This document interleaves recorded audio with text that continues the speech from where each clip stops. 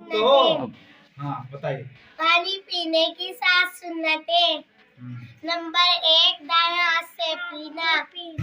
Number 2 बैठ कर पीना।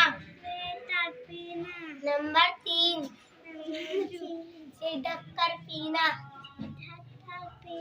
नंबर 4 देख कर पीना। नंबर 5 3 सांस में पीना। नंबर 6 नंबर 6 बिस्मिल्लाह पढ़ के पीना। नंबर 7 अल्हम्दुलिल्लाह करके पीना। पानी पीकर अल्हम्दुलिल्लाह के। शाबाश शाबाश शाबाश। तीसरा कलमा सुनाओ।